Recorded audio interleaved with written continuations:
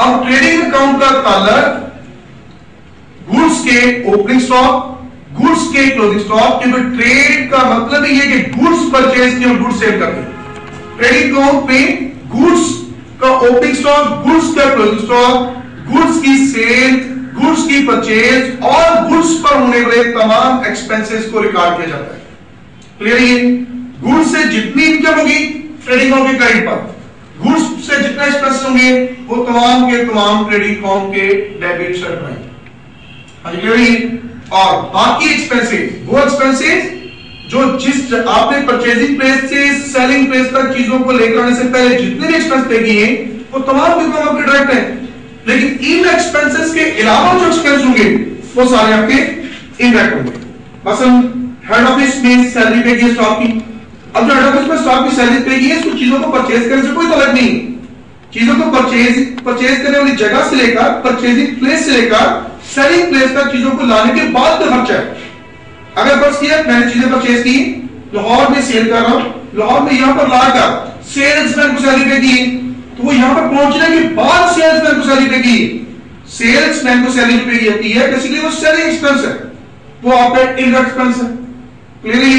इसी तरीके से rent of the head office का रेंट, चीजों को परचेज करने से कोई भी ताल्लुक नहीं है। वो तमाम के तमाम एक्सपेंसेस जो डायरेक्ट नहीं है वो तमाम एक्सपेंसेस आपके इनडायरेक्ट एक्सपेंस होंगे। स्टाफ की सैलरी से, हेड ऑफिस का रेंट है, इस तरह इलेक्ट्रिसिटी चार्जेस हैं जो हेड ऑफिस के, जो भी एक्सपेंस हेड ऑफिस के होंगे, एक्सपेंस है, मार्केटिंग एक्सपेंस है, सेलिंग एक्सपेंस है, वो तमाम के तमाम आपके इनडायरेक्ट एक्सपेंस होंगे। और अब एक्सपेंसेस में से डायरेक्ट एक्सपेंस आपके ट्रेडिंग अकाउंट के डेबिट पर, जो इनडायरेक्ट एक्सपेंस होंगे वो प्रॉफिट और लॉस अकाउंट के डेबिट पर। लेकिन आगे डेबिट पर एक्सपेंसेस नहीं, क्योंकि डेबिट ग्रुप से एक्सपेंस काउंट करते हैं और ट्रेडिंग अकाउंट और प्रॉफिट लॉस अकाउंट के डेबिट पर आते हैं एक्सपेंस ही। जब ट्रेडिंग और प्रॉफिट लॉस अकाउंट के डेबिट पर एक्सपेंस ही आते हैं तो बेसिकली एक्सपेंसेस के डिस्ट्रीब्यूशन करके दो अकाउंट्स में एंटर करती है कि ट्रेडिंग अकाउंट में सिर्फ डायरेक्ट एक्सपेंस आएंगे और प्रॉफिट लॉस अकाउंट में सारे इनडायरेक्ट एक्सपेंस आएंगे। क्लियर है? इसी तरीके से क्रेडिट पर इनकम, दो तरह की इनकम है, डायरेक्ट इनकम और इनडायरेक्ट इनकम। गुड्स को सेल करके जो इनकम हासिल होती है वो डायरेक्ट इनकम होगी, तो डायरेक्ट इनकम सारी ट्रेडिंग अकाउंट के क्रेडिट पर। इनडायरेक्ट इनकम कौन सी है? मतलब आपके बैंक में पैसे पड़े हुए थे, उस पर आपको इंटरेस्ट मिल गया, अभी गुड्स को बेचकर आपने पैसा रिसीव नहीं किया, अगर तो गुड्स को सेल करके पैसा रिसीव करेंगे तो वो इनकम आपकी डायरेक्ट इनकम होगी। और गुड्स को सेल करने के अलावा अगर कोई और पैसा रिसीव करते हैं तो इनडायरेक्ट। सिर्फ गुड्स को सेल करके जो पैसा रिसीव करते हैं सिर्फ वही इनकम आपकी डायरेक्ट होगी, उसके अलावा कहीं से भी आप पैसा रिसीव करते हैं वो सारे का सारा पैसा आपका इनडायरेक्ट इनकम होगी। मसलन आपने किसी कंपनी में पैसा इन्वेस्ट किया हुआ था, वहां से आपको प्रॉफिट मिला है, डिविडेंड मिला है, वो डिविडेंड आपकी इनकम होगी, वो इनडायरेक्ट इनकम होगी। क्लियर है?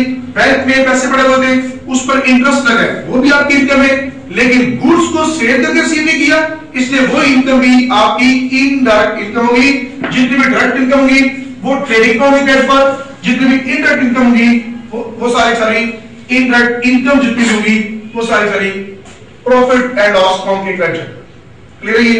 इस तरीके से 5 हेड्स। पहला है एसेट बैलेंस शीट के डेबिट पर, दूसरा है expense trading and profit loss account debit पर। अब trading and profit loss account basically दो अकाउंट्स हैं, पहला इसका ट्रेडिंग है, दूसरा प्रॉफिट लॉस अकाउंट है। Expense he trading and profit loss account debit पर है, लेकिन एक्सपेंसेस में से जो डायरेक्ट एक्सपेंस है वो ट्रेडिंग पार्ट में, जो इनडायरेक्ट एक्सपेंस है वो प्रॉफिट लॉस अकाउंट के पार्ट में। क्लियर है? क्रेडिट पर इनकम से यानी जो डायरेक्ट इनकम है वो ट्रेडिंग अकाउंट के क्रेडिट पर और जो इनडायरेक्ट इनकम है वो प्रॉफिट लॉस अकाउंट के क्रेडिट पर। बैलेंस शीट में डेबिट पर एसेट्स, लायबिलिटी और कैपिटल जो है वो क्रेडिट। क्लियर है? ये इसका पहला इंट्रोडक्टरी लेक्चर।